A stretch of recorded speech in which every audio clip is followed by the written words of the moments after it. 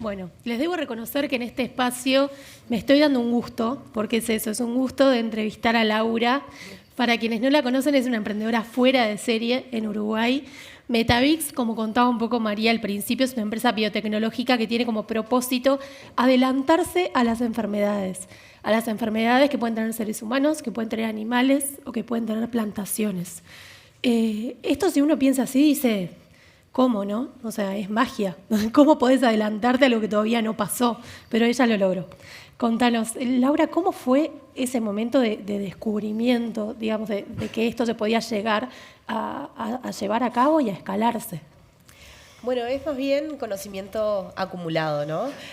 Nosotros tenemos una primera empresa que es Araban Labs, es un emprendimiento nacional en el área de biotecnología, donde desarrollamos medios para detectar, por ejemplo, salmonela, listeria que afectan a la producción de alimentos, también en salud humana, y tuvimos un rol muy importante durante la pandemia, desarrollando los medios de transporte donde se ponían los hisopos, una vez que nos hacíamos el control para detectar SARS-CoV-2. Pero tiempo antes ya veníamos trabajando en la industria alimentaria en monitorear el aire. Entonces, cuando surge la pandemia, decidimos desarrollar un dispositivo que permitiera tomar muestras de aire en cualquier lugar. Este dispositivo tenía que tener una serie de características, ser fácil de usar, fácil de producir, a bajo costo de producción, de manera de que poder tomar muestras en escuelas, en shopping, aeropuerto, en industria de producción animal, donde las enfermedades se transmiten muy rápidamente. Y bueno, así surge nuestra segunda empresa, que es Metavix. Hicimos la patente del dispositivo y luego fuimos entendiendo que no era lo único que necesitábamos, una herramienta para tomar muestras de aire, sino, por ejemplo, pensando en un veterinario para saber si debe aplicar o no una medicina, para prevenir la enfermedad, necesitamos interpretar el conocimiento. ¿Qué significa que yo tenga tanta cantidad de patógeno en el aire? Entonces, fuimos desarrollando métodos de diagnóstico específicos que permiten detectar a nivel de variantes. A partir de una sola muestra podemos detectar prácticamente lo que queramos. Y métodos de inteligencia artificial, algoritmos que permiten esto, con datos ya anticipados porque son en aire, poder ir comprendiendo mejor con modelos matemáticos, etcétera, cómo se comportan estos bichitos que nos afectan a todos. Muy bien. Y en lo que tiene que ver con el día a día, ¿no? Pensando en los productores agropecuarios, ¿cómo se puede aplicar esta tecnología que, como vos decís, une biotecnología también con inteligencia artificial? ¿Cómo se puede llevar a la práctica en los emprendimientos también de cada uno? Bueno, nosotros desde un inicio pensamos en poner en el centro al productor y resolver toda la problemática para él. Es decir, que esto sea bien sencillo de implementar. Lo trabajamos con planes en los cuales les brindamos el dispositivo. Durante un año se toman muestras semanales, en 10 minutos se obtienen muestras muy representativas del aire y trabajamos con laboratorios que son asociados nuestros en cualquier parte. Tenemos en Argentina, en Brasil, en Ecuador, estamos desarrollando en India y varios países asiáticos. Entonces, estas muestras viajan todas las semanas, el laboratorio aplica los protocolos y sube los resultados a una cara de nuestro software. En la otra cara del software nosotros alertamos al productor. Es decir, el productor solo toma la muestra y recibe la información correcta de qué alerta se está teniendo para tomar decisiones. Todo tras bambalinas nos encargamos de que funcione correctamente nosotros. Bien. ¿En qué sectores del agro se está usando más Metavix? Y no sé si querés darnos algún ejemplo o algún caso práctico. Sí, nosotros estamos trabajando muy intensamente en producción avícola y porcina. Hemos detectado, por ejemplo, variantes de coronavirus que afectan a aves de producción que no se conocían presentes en Uruguay. Los productores daban una vacuna con el costo asociado que tiene la vacuna, sin embargo no protege contra esa cepa, por lo cual los animales igualmente se enfermaban. Con las alertas los productores pudieron tomar medidas preventivas a corto plazo, dar, por ejemplo, alguna medicación que evite que entre otro patógeno que se asocia a esta primera enfermedad y el caso sea más complejo, pero además pudieron ir al Ministerio de Ganadería y solicitar que se registre la vacuna correcta para administrar. En Uruguay, como en muchos países, no se pueden registrar las vacunas si no está demostrado el riesgo real de que esté presente. Por ejemplo, en Ecuador estamos trabajando con un panel de 14 enfermedades donde detectamos a partir de una sola muestra las principales enfermedades primarias y secundarias, las cuantificamos en aire, que afectan a este sector. Y recientemente hemos señalado una alianza con una de las 5 farmaveterinarias más grandes del mundo para entrar a Brasil, así que estamos dando pasos interesantes por ese lado. Muy bien, genial. Y en lo que hablamos en términos financieros, ¿no? En términos de números, ¿aplicar Metavix puede llegar a generar ahorros para los productores? Sí, tenemos distintos tipos de enfermedades. Están las enfermedades de goteo, que son silenciosas y día a día nos hacen perder plata. La producción animal, especialmente aves y cerdos, son producciones de centavos. Entonces es una producción muy eficiente, pero si tenemos una enfermedad silenciosa, todos los días estamos perdiendo mucha plata. Ahí podemos generar ahorros. Granjas pueden llegar a perder entre $100.000 y $200.000 en Latinoamérica en promedio, ¿no? Por una enfermedad en cuestión de 15 días. Y en producción ganadera, por ejemplo, podemos monitorear enfermedades como las Escherichia coli que afectan luego en frigorífico, porque cuanto menor es la carga en granja, menor va a ser en frigorífico, y eso puede evitar recalls, por ejemplo, de contenedores que exportamos de carne. Bien. Pensando en los mercados, recién nos comentabas algunos mercados en los que están presentes y los que están empezando a estar. ¿Cuáles son sus objetivos en ese sentido? ¿A qué zonas geográficas se quieren expandir? Al mundo. Nosotros nacimos como una solución global, ese es nuestro objetivo. Diseñamos un modelo de negocio que es totalmente escalable.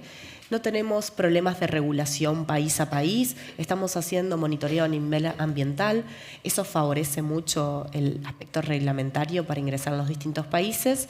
Lógicamente, nuestro objetivo luego es movernos a cultivos, industria alimentaria y, por último, salud humana, y ahí sí vamos a tener FDA, etcétera, de por medio. Pero, por ejemplo, para ponerlo en perspectiva, el 80% de la producción de proteína animal del mundo está concentrada en 200 compañías. Entonces, entras al 10% de esas compañías y tenés presencia prácticamente en todos los continentes. Y es como debemos ver también las soluciones. Alineado un poco a lo que conversábamos en el primer panel, en el panel anterior, sí. Esto reduce el impacto en la huella de carbono, porque al hacer más eficiente tu producción, evitas mortalidades, lográs que esos gases de efecto invernadero que generaste, bueno, por kilogramo generado sean mucho más eficientes, ¿no? Tenemos una manera de medirlo y entendemos eso mismo, que esas soluciones hoy día no se pueden tomar en un solo país. Tenemos que tener la visión de tomar la solución de manera transversal. Claro. Recién hablabas del tema de la salud humana, ¿no? Y me pregunto, ¿cómo se aplica Metavix a la salud humana? Sé que va a ser un paso posterior, pero ¿cómo lo imaginas? Bueno, nuestra meta es ambiciosa. Nosotros imaginamos una especie de plataforma de meteorología de enfermedades, integrando esta tecnología de toma de muestras de aire, pero a base de datos también conocidas, reportes de infecciones en hospitales, etcétera. Pero imaginen esta tecnología monitoreando aeropuertos donde pasan millones de personas.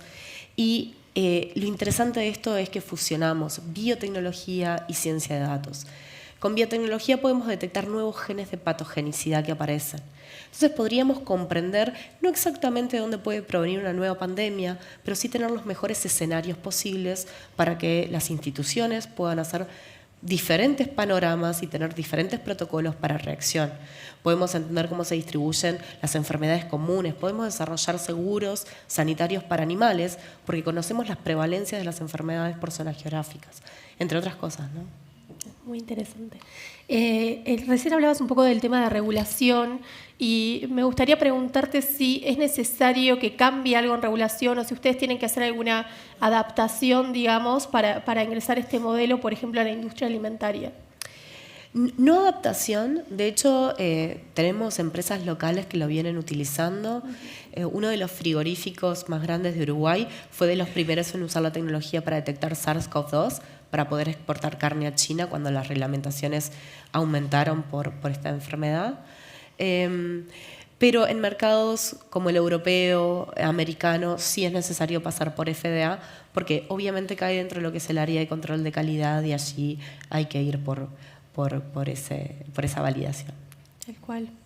Y siguiendo con el tema de números, pero preguntándote un poco a vos desde Metavix, ¿cómo están con el tema del capital? Porque creo que desarrollar todo esto no debe ser para nada económico y sé que estuviste involucrada en varias series del levantamiento de capital. ¿Cómo les está yendo en ese sentido? Bueno, el año pasado fue muy difícil para Latinoamérica en general.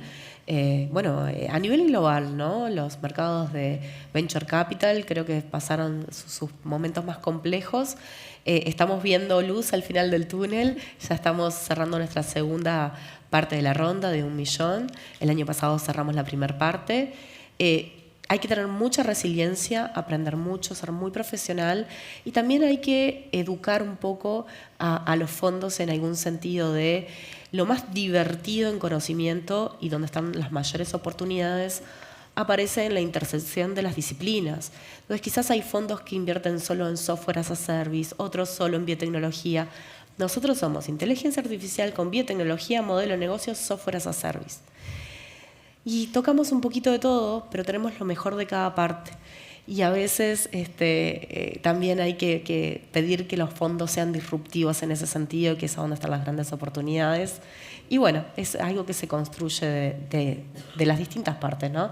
Desde el ecosistema emprendedor, desde los emprendedores, como somos nuestra naturaleza de ir siempre haciendo cambios, y con los fondos que son fundamentales para el apoyo. Tal cual.